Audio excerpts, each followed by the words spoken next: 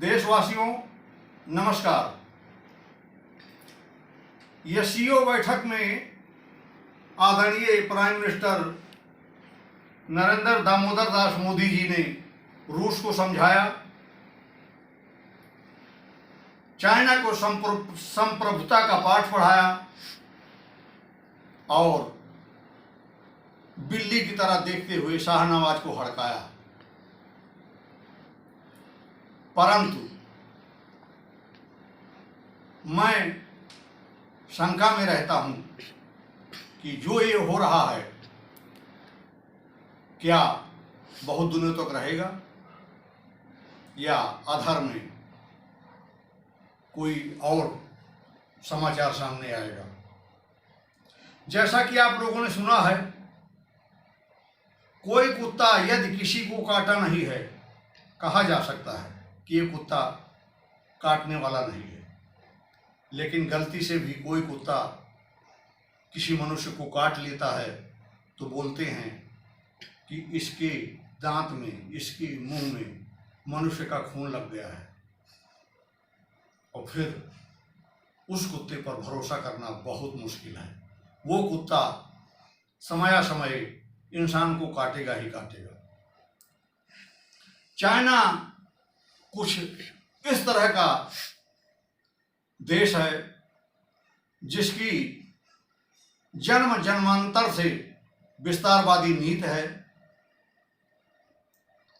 तिब्बत को ले चुका है, वियतनाम को ले चुका है, अरुणाचल प्रदेश पर उसकी नज़र है। भूटान में रोड बना करके अत्यंत नज़दीक भारत के पहुंचने का प्रयास किया था, जिससे आपने भिड़ंत सेनाओं में देखा ही होगा। सियाचिन ग्लेशियर की तमाम जमीन, चाहे 1 इंच ही जमीन क्यों ना हो, 1965 में 1962 में हड़प चुका है। यह तो सभी लोग भारतीय जानते ही हैं। आज ये इतना सुधर चुका है? नहीं, इसकी भी मजबूरी थी, भारत की भी मजबूरी थी। भारत, अब कोई कहे कि डोनाल्ड ट्रंप की वजह से भारत शंघाई सम्मेलन में शामिल हुआ, ऐसा भी नहीं है। यह सम्मेलन में हमारे पीएम जी जाएंगे, ऐसा बहुत पहले से सुनने में आ रहा है। पहले से बातचीत चल रही थी। उनके विदेश मंत्री का दौरा हुआ, उन्होंने और रिक्वेस्ट की और महसूस कराया कि आगे हम ऐसा नहीं करेंगे जो आपके साथ अभी तक मैंने किया है। हमें आपकी ज़रूरत है, कृपया आप हमारे यहाँ पधारें। तो क्या मोदी जी चाइना जाकर के कोई गलती की? नहीं। अगर दुश्मन भी हो और रास्ते में टकर जाए और आपको हाथ मिलाने के लिए दौड़ पड़े, तो किंचित मात्र सोच समझ करके हाथ तो मिलाना ही पड़ता है, चाहे वो दिखावटी ही क्यों ना हो। चाइना, हमारे प्राइम मिनिस्टर आदरणीय गए, वहाँ से तुरंत वापस आए।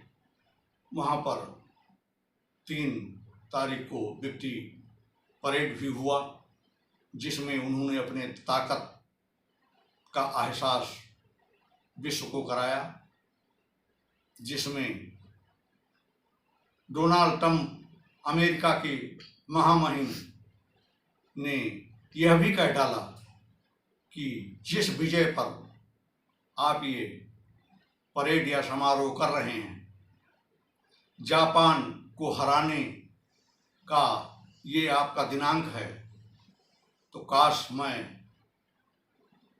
नागासाकी हिरोशिमा में परमाणु बम न गिराया होता तो आपको विजय मिलती। इस विजय में हमारा भी हाथ है।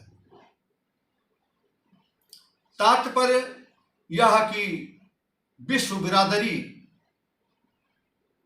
की संकुचित कूटनीतिक प्रक्रिया, कब कौन किसके साथ होगा, कब कौन दोस्त होगा, कब कौन दुश्मन होगा, यह कहना बहुत ही मुश्किल हो गया है। रही बात आदरणीय प्राइम मिनिस्टर की, मोदी जी की, तो चाणक्य जो पैदा हुए थे वे नीति निर्धारण ही नहीं करते थे, बल्कि बुक लिख करके भी गए हैं। बुक द्वारा चाणक्य नीति का प्रयोग करने वाला कभी असफल नहीं होता। हाँ, इतना जरूर है, डोनाल्ड ट्रंप भारत पर टैरिफ लगाए हैं, टैरिफ हटाएंगे भी, मगर डोनाल्ड ट्रंप अब तिर्यक नेत्रों से हमेशा इस प्रयास में रहेंगे कि भारत में उपस्थित जयचंद, मान सिंह और शकुनी का साथ लेकर के मैं कब इसको विकसित भारत बनने से रोक सकूं। विकासशील के बाद विकसित की तरफ जाता हुआ यह भारत उनकी आंखों में छुप रहा है। शायद यही परिकल्पना है उनकी, नहीं तो रूस से तेल भारत ही नहीं खरीदता, चाइना भी खरीदता है और यूरोप के 27 देश भी खरीदते हैं और खुद अमेरिका भी यूरेनियम और रेयर अर्थ रूस से खरीदता है। हमारे से कम पैसा अमेरिका और नाटो देश रूस को नहीं दे रहे हैं।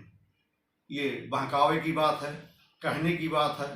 अंतरात्मा की बात यही है कि बढ़ते हुए विकास, भारत के विकास को देख करके, डिफेंस के विकास को देख करके, अर्थव्यवस्था को देख करके ये शायद डोनाल्ड ट्रंप पचा नहीं पा रहे हैं।